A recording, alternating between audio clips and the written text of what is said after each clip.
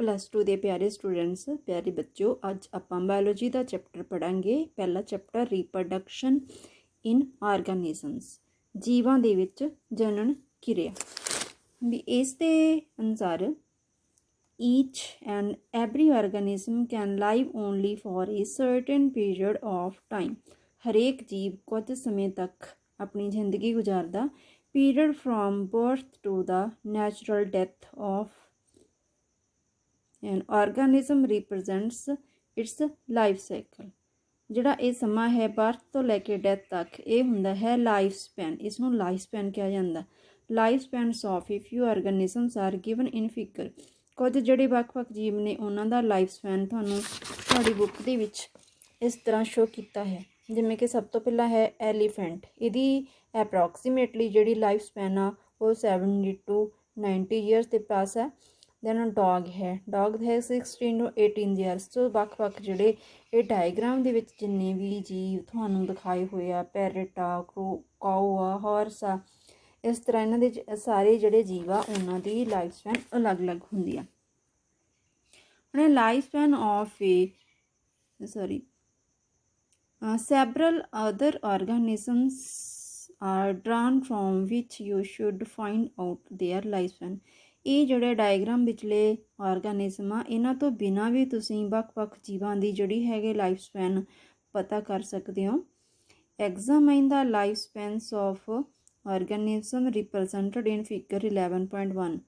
ਜਿੰਨੇ ਵੀ ਤੁਹਾਨੂੰ ਮੈਂ ਦਿਖਾਏ ਨੇ ਇਹ ਡਾਇਗਰਾਮ ਦੇ ਵਿੱਚ, ਇਹਨਾਂ ਦੀ ਲਾਈਫ ਸਪੈਨ ਤੁਸੀਂ ਪਤਾ ਕਰਨੀ ਆ। Is it not it both interesting and intriguing to note that it may be short as a few days or as long as a few thousands years। ਇਹਨਾਂ ਵਿੱਚ ਤੁਸੀਂ ਇਹ ਦੇਖੋਗੇ ਕਿ ਕੁਝ ਜਿਹੜੇ ਜੀਵ ਨੇ ਉਹ ਸਿਰਫ ਥੋੜ੍ਹੇ ਦਿਨਾਂ ਲਈ ਜਿਉਂਦੇ ਨੇ ਅਤੇ ਬਾਕੀ ਜੀਵ ਨੇ ਜਿਹੜੇ ਉਹ 1000 years ਤੱਕ ਜਿਉਂਦੇ ਰਹਿੰਦੇ ਆ।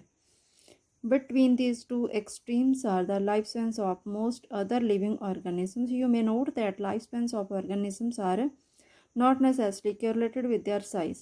Size of crows and parrots are not very different, yet their lifespans show a wide differences। ਬਾਕੀ ਬੱਚਿਓ ਜਿਹੜਾ ਆਰਗੈਨਿਜ਼ਮ ਦੇ ਸਾਈਜ਼ ਦੇ ਉੱਪਰ ਡਿਪੈਂਡ ਨਹੀਂ ਕਰਦਾ ਹੈ ਵੀ ਉਹਨਾਂ ਦਾ ਜਿਹੜਾ ਬੋਡੀ ਸਾਈਜ਼ ਆ ਉਹ ਲਾਈਫ ਸਪੈਨ ਦੇ ਨਾਲ ਉਹਦਾ ਕੋਈ ਸੰਬੰਧ ਨਹੀਂ ਹੁੰਦਾ। ਜਿਵੇਂ ਦੇਖੋ ਕਰੋਜ਼ ਅਤੇ ਪੈਰਟਸ ਦੋਨੋਂ ਸੇਮ ਸਾਈਜ਼ ਦੇ ਆਰਗੈਨਿਜ਼ਮ ਨੇ, ਪੰਛੀ ਨੇ, ਪਰ ਜਿਹੜਾ ਇਹਨਾਂ ਦੀ ਲਾਈਫ ਸਪੈਨ ਉਹਦੇ ਵਿੱਚ ਬਹੁਤ ਜ਼ਿਆਦਾ ਡਿਫਰੈਂਸ ਹੁੰਦਾ, ਅੰਤਰ ਹੁੰਦਾ। Similarly a mango tree has a much shorter life as compare to a peepal tree. ਇਸੇ ਤਰ੍ਹਾਂ ਜਿਹੜੇ ਦੋਨੋਂ ਟਰੀਜ਼ ਨੇ, ਮੈਂਗੋ ਅਤੇ ਪੀਪਲ, ਦੋਨੋਂ ਭਾਵੇਂ ਦੇਖਣ ਨੂੰ ਸੇਮ ਲੱਗਦੇ ਨੇ ਸਾਈਜ਼ ਦੇ ਅਕੋਰਡਿੰਗ, ਬਟ ਜਿਹੜਾ ਮੈਂਗੋ ਟਰੀ ਆ ਉਸ ਦੀ ਜਿਹੜੀ ਜ਼ਿੰਦਗੀ ਆ, ਲਾਈਫ ਸਪੈਨ ਆ, ਜੀਵਨ ਚੱਕਰ ਆ, ਉਹ ਪੀਪਲ ਟਰੀ ਦੇ ਨਾਲੋਂ ਕਾਫੀ ਘੱਟ ਹੁੰਦਾ। But ever be the lifespan death of every individual organism is a certainly। ਅਤੇ ਜਿਹੜਾ ਲਾਈਫ ਸਪੈਨ ਦੇ ਦੌਰਾਨ ਹਰੇਕ ਜੀਵ ਦੀ ਡੈਥ ਨੈਚੁਰਲੀ ਹੋਣੀ ਹੀ ਹੁੰਦੀ ਆ।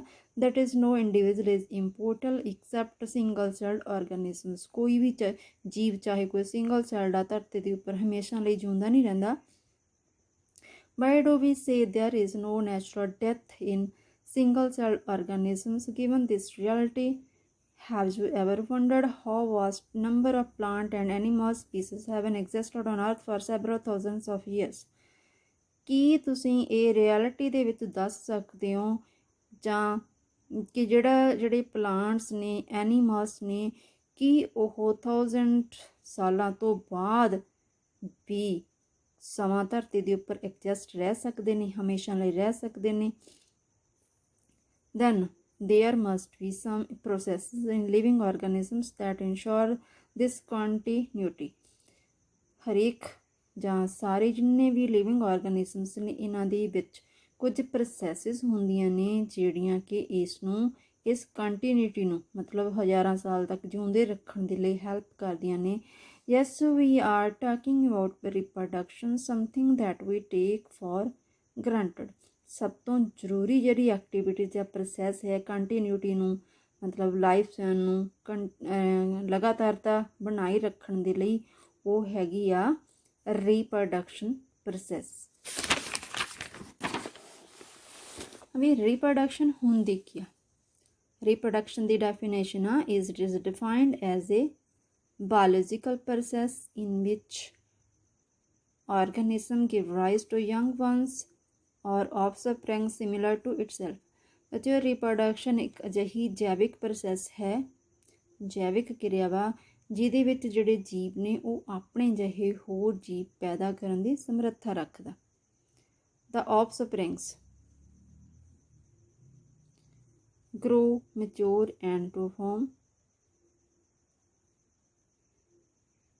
and to turn produce new offsprings।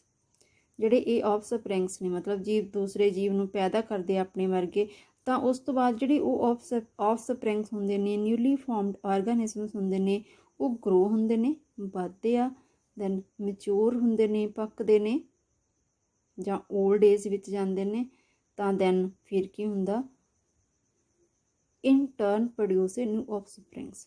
Mature ਹੋਣ ਤੋਂ ਬਾਅਦ ਉਹ ਫਿਰ ਆਪਣੇ ਜਿਹੇ ਹੋਰ ਜੀਵ ਪੈਦਾ ਕਰਦੇ ਆ।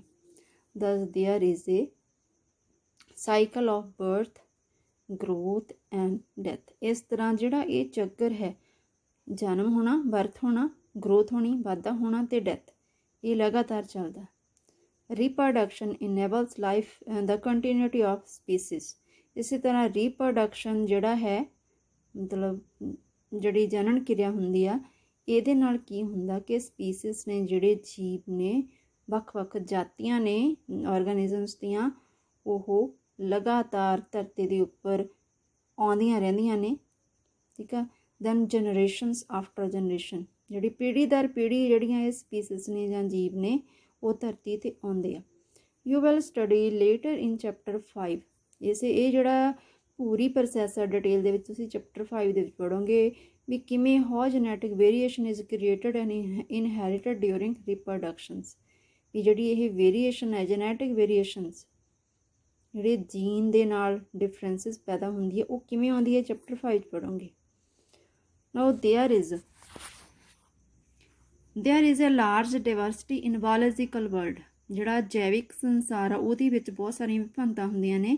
ਈਚ organism has evolved its own mechanism to multiply and produce offsprings. The organism's habitat, its internal psychology and several other factors are collectively responsible for how it reproduces। ਧਰਤੀ ਦੇ ਵਿੱਚ ਬਾਇਓਲੋਜੀਕਲ ਵਰਲਡ ਦੇ ਵਿੱਚ ਬਹੁਤ ਸਾਰੀਆਂ ਡਿਵਰਸਿਟੀਜ਼ ਨੇ, ਮਤਲਬ ਵਿਭਿੰਨਤਾਵਾਂ ਨੇ, ਇੱਕ ਜੀਵ ਦੂਸਰੇ ਦੇ ਨਾਲੋਂ ਬਹੁਤ ਡਿਫਰੈਂਸ ਹੁੰਦਾ। ਸੋ ਜਿਹੜਾ ਇਹ ਈਚ ਆਰਗੈਨਿਜ਼ਮ ਆ, ਇਹ ਆਪਣੇ ਜਿਹੇ ਜਿਹੜੇ ਜੀਵ ਪੈਦਾ ਕਰਨ ਦਾ ਸਮਰੱਥਾ ਰੱਖਦਾ ਹੈ। ਤਾਂ ਇਹਦੇ ਵਿੱਚ ਜਿਹੜੀ ਮੈਕੈਨਿਜ਼ਮ ਹੁੰਦੀ ਆ ਬੋਡੀ ਦੇ ਵਿੱਚ, ਉਹ ਮੈਕੈਨਿਜ਼ਮ ਮਲਟੀਪਲਾਈ ਹੁੰਦੀ ਆ ਅਤੇ ਨਿਊ ਆਫਸਪ੍ਰਿੰਗਸ, ਨਵੇਂ ਬੱਚੇ ਪੈਦਾ ਕਰਦੇ ਆ। ਤਾਂ ਆਰਗੈਨਿਜ਼ਮਸ ਜਿਹੜਾ ਹੈਬੀਟੇਟ ਆ, ਮਤਲਬ ਜਿੱਥੇ ਕੋਈ ਜੀਵ ਰਹਿੰਦਾ, ਇਹਦੀ ਇੰਟਰਨਲ ਸਾਈਕੋਲੋਜੀ ਅਤੇ ਸੈਵਰਲ ਅਦਰ ਫੈਕਟਰਸ ਨੇ, ਇਹ ਸਾਰੇ ਹੀ ਰੀਪਰੋਡਕਸ਼ਨ ਦੇ ਲਈ ਰਿਸਪੋਂਸੀਬਲ ਨੇ, ਜ਼ਿੰਮੇਵਾਰ ਤੱਤ ਨੇ। Based on weather there is participation of an organism or two in the process of reproductions. ਹਾਂ, ਇਹ ਹੋ ਸਕਦਾ ਜਿਹੜੀ ਰੀਪਰੋਡਕਸ਼ਨ ਦੇ ਵਿੱਚ ਪਾਰਟੀਸਪੇਸ਼ਨ ਉਹ ਇੱਕ ਜੀਵ ਦੀ ਵੀ ਹੋ ਸਕਦੀ ਹੈ ਅਤੇ ਦੋ ਜੀਵਸ ਦੀ। And it is of a 2 types. Reproduction ਆ ਜਿਹੜੀ ਉਹ 2 ਤਰ੍ਹਾਂ ਦੀ ਹੁੰਦੀ ਆ, ਏ ਸੈਕਸੁਅਲ ਅਤੇ ਸੈਕਸੁਅਲ ਰੀਪਰੋਡਕਸ਼ਨ। ਸੈਕਸੁਅਲ ਰੀਪਰੋਡਕਸ਼ਨ ਕੀ ਆ, ਦੇਖੋ ਸੈਕਸੁਅਲ ਰੀਪਰੋਡਕਸ਼ਨ ਇਹਦੇ ਵਿੱਚ ਕੀ ਆ, when offspring is produced by a single parent with or without involvement of a gamete formation। ਇਹ ਸੈਕਸੁਅਲ ਰੀਪਰੋਡਕਸ਼ਨ ਦੇ ਵਿੱਚ ਜਿਹੜਾ ਆਫਸਪ੍ਰਿੰਗਸ ਪੈਦਾ ਹੁੰਦੇ ਨੇ ਉਹਦੇ ਵਿੱਚ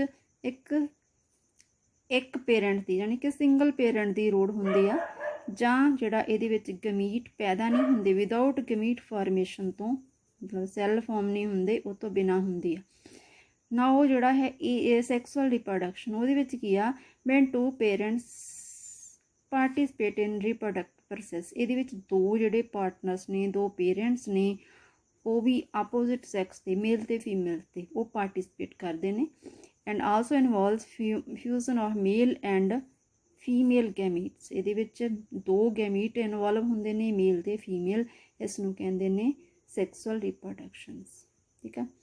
ਹੁਣ ਇਹ ਜਿਹੜੀ ਸੈਕਸੁਅਲ ਰੀਪਰੋਡਕਸ਼ਨ ਆ, ਇਹਦੇ ਵਿੱਚ ਆਪਾਂ ਡਿਫਰੈਂਸਿਸ ਦੋਨਾਂ ਵਿੱਚ ਇਹ ਮੇਨ ਕਰ ਲਿਆ, ਉਹ ਆਪਾਂ ਅਗਲੀ ਕਲਾਸ ਦੇ ਵਿੱਚ ਪੜ੍ਹਾਂਗੇ, ਠੀਕ ਆ। ਇਸ ਵੀਡੀਓ ਨੂੰ ਤੁਸੀਂ ਧਿਆਨ ਨਾਲ ਦੇਖਣਾ, ਸਮਝਣਾ ਅਤੇ ਮੈਨੂੰ ਆਪਣਾ ਰਿਸਪੌਂਸ ਦੇਣਾ ਕਿ ਕੀ ਤੁਹਾਨੂੰ ਸਮਝ ਆ ਗਿਆ, ਠੀਕ ਹੈ ਬੇਟੇ, ਓਕੇ।